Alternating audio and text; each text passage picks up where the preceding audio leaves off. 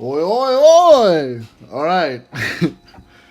We're jumping into the next part factoring about us. Today we're gonna factor, not fractor, but factor trinomials in this form: x squared plus bx plus c. Okay, and we're only dealing with an x squared. We don't have a coefficient that isn't one. Okay, and then later on we'll do coefficients greater than one, but or that aren't equal to one, but that's later. Okay. Um. Cool. So we started here, right, when we were multiplying polynomials. So we got two binomials, x minus 4 times x plus 2. And when something's written in this form, we call this is factored form. Okay. And the reason we call it factored form is because it's written as a product, right? And two things that are multiplied to create something else, those are what we call factors. So this is a polynomial in factored form, right? And when we multiply this out, we use the distributive property, right, to get it from factored form into a simplified polynomial, right? So this is going to give us x squared plus 2x minus 4x minus 8, right? And we combine our like terms in the middle, and so we get x squared minus 2x minus 8. Okay.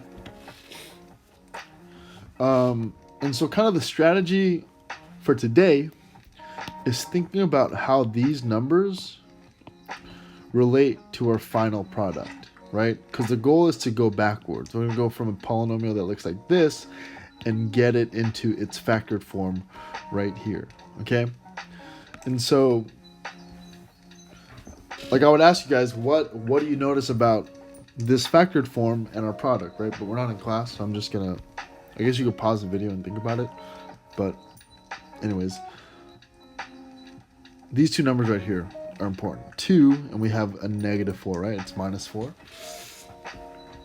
And so in the act of distributing, right, like these two numbers are always going to be multiplied together, and they're always going to give us our constant, or our last term in our polynomial, right? In this, at least in this form, right? That negative 4 and that negative 2 is always going to equal a negative 8, which is our final answer, right?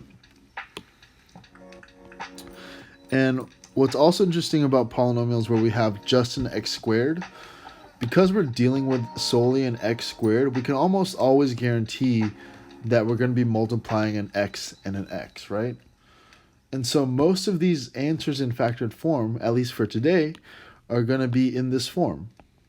X plus something times x plus something, right? And the first thing it's going to do is give us that x squared, right? So now the question becomes, what of this middle term, right? That negative 2x. Okay, how does this number relate to our factored form? Well, if we multiply negative 4 and 2 to get negative 8, what happens when we add negative 4 and 2? When we add these together, we get negative 4 plus 2. We get our middle coefficient, right? Negative 2.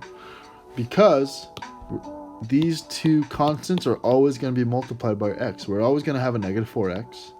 And at some point, we're going to get a 2x, and that's always going to give us this sum of negative 2. And so that's really the strategy here, is when we have a polynomial like this, we're looking for, hey, what are these two numbers? What are these two numbers, missing numbers, that are going to give us the product and the sum of my coefficient of x, right? My constant is the product. I'm looking for the sum, okay? And so if we generalize this, and what's this saying here is just that, right? To factor a polynomial in the form x squared plus bx plus c, we need to find the two integers, which are right here, right? M and n, we'll call them m and n, where the sum of m and n is equal to b, right? B is our middle coefficient.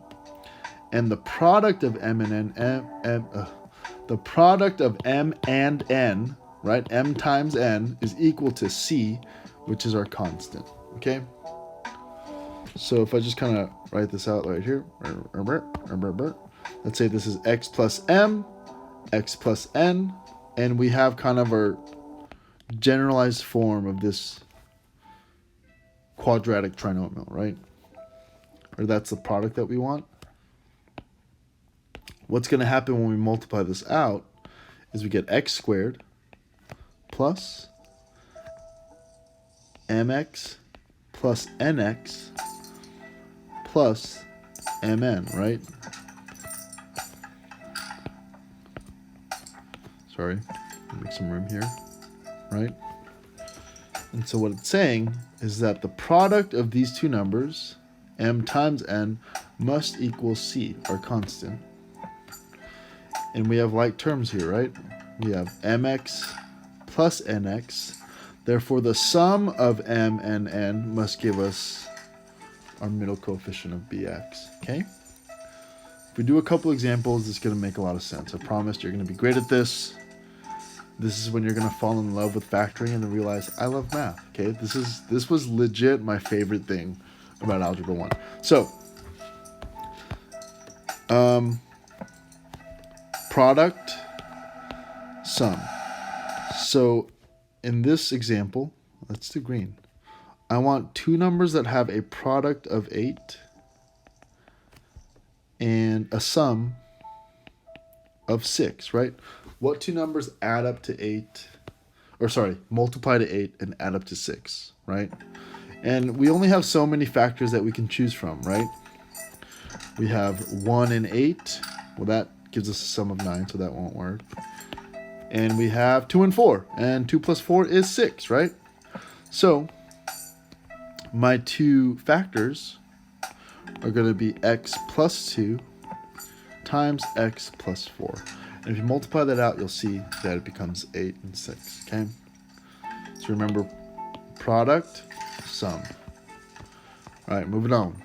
So in this example, we're looking for two numbers that have a that have a product of 16, but also have a sum of -10. Huh. How could I have a product that's positive yet have a sum that's negative? That must mean the two factors that I want are also negative, right? And so the more you do this, the quicker you're going to be at identifying which factors are which. Just kind of playing around with the numbers. It's like a puzzle, right? It's like a number puzzle. I know I have these two spots for integers, right? So I'm trying to figure out which numbers here are going to make this work, this right here, okay? So 2 plus 8 is 10. So -2 plus -8 is -10. So it's going to be x minus 2, x minus 8. Okay, so always consider your negative numbers. Okay, that's always a possibility here. Okay.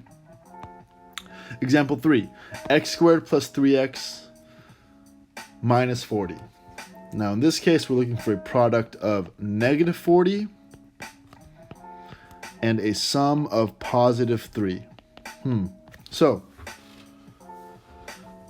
if my product is negative, that means one of my two numbers has to be negative, right? The sum is positive, so out of those two numbers that are given, they're going to multiply to -40. I want the negative number to be smaller than the positive number, right? So if I play around with, let's say, -2 and 20, I know that difference is too big, right? If I do 4 and let's say -4 and 10, that space is 6, still a little too big. I think you know where we're headed. The two factors I want are -5 and 8. And that's it. X minus 5 times x plus 8. Okay? And so we're really playing this game over and over. Product, sum, product, sum. Hey, what's the product? What's the sum, right? And really what if you ever get confused, I just want you to stare at this for a little bit. Like, just think about what the active distributing, like what does the active distributing do, right? It creates this sum and this product, okay? Now, when we start throwing in other coefficients, it's going to get a little crazy. But right now, this is it. This is, we're going to keep it simple, okay? I'm not going to do these next 3 examples because I think you'll be okay. Actually, let's do one more, okay? Product of negative 18. Sum of negative 7, right? So let's follow that logic from before. Product means one of these two numbers is negative, right? And a negative sum means I want the bigger number to be negative, right? And in this case, negative 9 and 2. And you know, if that's not clear quickly, you know, I've been doing this for a long time. Just like guess and check, right? Play around with the numbers. See what gives you the correct sum. It's okay to have to go through a couple different combinations before you get to the winning combination, okay? So negative 9 plus 2 is negative 7, right? Negative 9 plus 2, negative 7. So my factored form of this polynomial is negative x minus 9 times x plus 2. Cool beans? Cool beans. Cool beans. Let's look at this one, okay? So now when we talk about this strategy specifically, right, where we don't have a coefficient, and this will become clear later, but this is kind of like our third step, right? The first thing you always want to check for is your GCF, okay? But just because you have a GCF doesn't necessarily mean you fully factored something, okay? So at face value, this looks a little funny, right? So we're going to ask ourselves, hey, what is our GCF? Well, each of these are divisible by 3, and we each have a y, right? So we're going to say, hey, our GCF here is 3y. So let's factor out that 3y. If I take out 3y, what's left? Oh, whoa. That's not a y. That's a y. From the first term, 3x squared y divided by 3y is going to give us that x squared. 6xy divided by 3y is going to give us a 2x. Negative 24y divided by 3y is going to give us a negative 8. And now we are left with a trinomial, right? Where our coefficient is 1, and so we can apply that same product rule. And we actually did this example up here. Oh, just kidding. That's a minus 2. It's different. Never mind. I lied. But we want a product of 8, negative 8, sorry, a sum of positive 2. So we're going to want a negative 2 and a positive 4. So x squared plus 2x minus 8 in factored form factors down to x minus 2, x plus 4. But we can't leave out our GCF, right? He's still a part of this. And so we're breaking it down to 3 factors. We have 3y as 1, x minus 2, x plus 4. We get the 3y from the GCF. We get the x minus 2, x plus 4 from the resulting trinomial. Okay, let's do one last example. 8x squared minus 18. What is our GCF? That's correct. Our GCF is 2. GCF 2 about us, right? So if I take out that 2, we get 4x squared minus 9. And we're done. Just kidding. Okay? This is kind of a what's the word? This is foreshadowing to what's coming up. But remember, this is a special product. Remember this from a couple days ago? What happens when we have an a plus b times an a minus b? We end up with a difference of squares, a squared minus b squared. And if we look closely, 4x squared is a perfect square. 9 is a perfect square. And what are we doing? We're finding the difference of those two perfect squares, which means we can now, we went this way before, but now, we went this way before, but now we're going to go that way, right? That means if 4x squared is a squared, a must be 2x, and b must be 3. So 2x plus 3, 2x minus 3 is how we factor this with the 2, the GCF on the outside, okay? That's a little bit of it's a little teaser for you for our next lesson. All right,